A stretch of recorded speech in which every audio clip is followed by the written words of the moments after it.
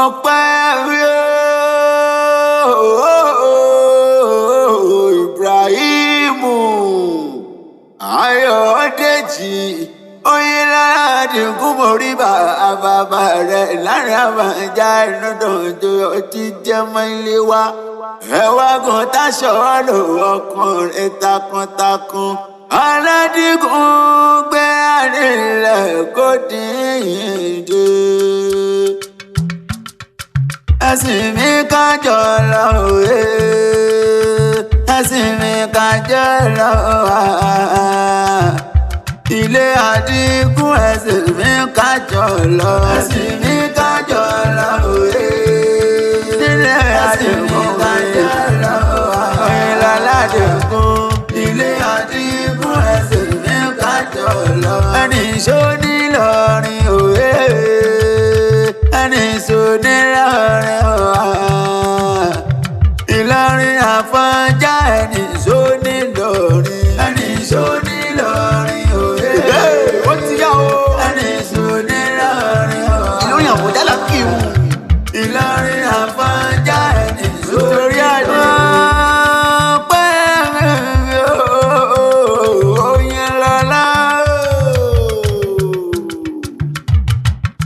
Oyinlọ́lá ọpẹ́ mi Adigun omi gangan Adigun gbáyé ó gbẹ̀yẹ. Onílọ́jọ́ bìrẹ̀ Ibrahimu Ọpẹ́yẹmí Ayọ̀dèjì Oyinlọ́lá Adigun ní Jadigun Adigun lámì gangan ni. Àwọn ọmọ bí ọjà rẹwà lọ́kùnrin onírùngbọ̀n táláṣà bí ń gbẹjọ́. Láwọn amọ̀yọ̀ ní Ìlọrin láàrin àbàjá inú dòde ọtí jẹ́ mọ́ ilé wa. Ibrahimu Ọpẹ́yẹmí Ayọ̀dèjì Oyinlọ́lá Adigun Moriba bàbá rẹ̀ aya ló rán mẹ́wàá mi o. Aya ló ní mọ̀ lò ọlọ́gọ̀ ẹnu. Ó pa kéwé àgbáyé dákun bá ń kọ́kọ́ mi Adéníkẹ́ Àṣàbí. Ó ní ń bóun kó lólùfẹ́ òun ìfẹ́ ayọ̀ òun. Ó Oyinlọ́lá Adigun tẹ̀rí èèyàn mi dáadáa nífẹ̀ẹ́ mi ìdùnnú mi ìfọkànbalẹ̀ mi ní. Ó pé respectful good manner polite and kind ló jẹ́. Ọkùnrin tó mọ rírì aya rẹ̀ gangan ni ó kú kíkẹ́ mi. Adigun Moriba bàbá rẹ̀. Ó pé gbóni kún kólókò má lè rògbèrò nípò lọ́jà ká máa fi. Ọkùnrin onípọ̀pọ̀pọ̀ títí kẹ́mi má ṣe mọ ọkọ mi adéhùn mi dáadáa. Ó ní kí ọkùnrin bọ̀ gègé ọdínú lé. Adéníkẹ́ Àṣàbí ó pé wọ́n lè jìká tí ó jẹ́ káṣọ ó bọ́ lọ́rùn mi. Ọ̀rìn mọ̀ bí ọjà rẹ̀ wà lọ́kùnrin gangan ọkọ mi Adigun ọlọ́wọ́ níjó òkú má mi lójú. Ìlọ́wọ́ àdìrà àwọn bàbá rẹ̀. Ọmọ amọ̀yọ̀ ní Ìlọrin Àfọ̀njá inú dùn jù yọ. Ọmọ akéwú gbẹ̀rọ ọmọ àbàlúrà ògbọ́dọ̀ máa jẹ fẹ́ kálámọ̀ dẹ́mọ̀lẹ́kùn àríṣe kandukandu.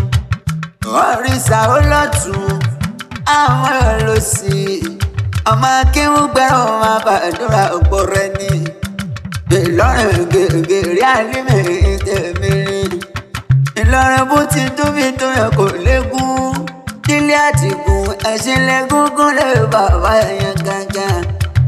Òpókòrò títí etí bẹ́ẹ̀ lálẹ́ òyìn òpókòrò bẹ́ẹ̀ lálẹ́ lọ́jọ́ ẹ̀sìn. Ọkọ̀ òkájà karọ̀ yóò náà fẹ́lẹ́ dẹ́ sọ́káwẹ́ ní wọ́n lọ́ bá jura wọn lọ. Wàtáwùkọ́ ọmọ àbẹ̀rẹ̀ rẹ̀ ni ẹ̀kọ́ wá bá dẹnu gbó. Àkọ́kọ́ fúra bọ̀ bá rẹ̀ gbalẹ̀. Mọ ilé wa mọ̀ pé fúra bọ̀ bàbá dára fi tán. Ọ̀rí Adigun pò máa jalè kan bí lédè sọ́ọ̀mà rí ní pẹ̀tẹ́ tí máa sọ ọwọ́ mi kẹ̀kẹ́ mi jẹ́ mi ní omi gbìjì lẹ́kẹ̀. Ìfẹ́ afẹ́ràn jù tí Ìlọrin fẹ́ kúnra ni wọ́n fi ń jogún àṣírí. Àṣírí bíbò tẹ̀ Ìlọrin ló jẹ́ o. Ọmọ ṣùgbọ́n bí owó máa ṣàlọ́ aládé wákàtí o. ìlú tó jìnnà síná tó súnmọ́ ló jẹ̀nà ní Ìlọrin Àfọ̀njá ẹnu dojú yóò ti jẹ́ mọ́ ilé wa. ọ̀rẹ́ Ibrahim Oyinlọ́lá ó ti sọdún yìí mọ̀ pé ká tún jọ péjú ṣe tẹ̀mí sí nínú owó iná ọ̀la pẹ̀lú dẹ̀ra pẹ̀láyẹ̀kún tí ń ṣe balẹ̀ ọ̀rọ̀.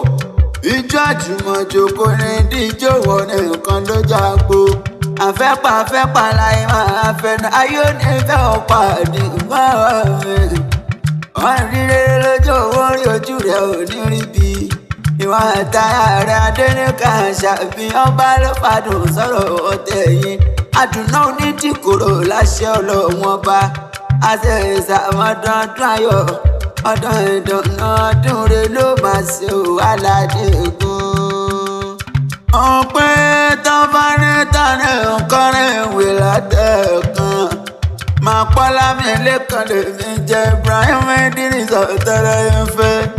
akẹ̀wé àgbáyé àgbọ̀túngbọ́ níṣẹ́ ìwé lọ́dọ̀ ọtí wa kan òpó olóró ọmọ ìyá ọ̀la.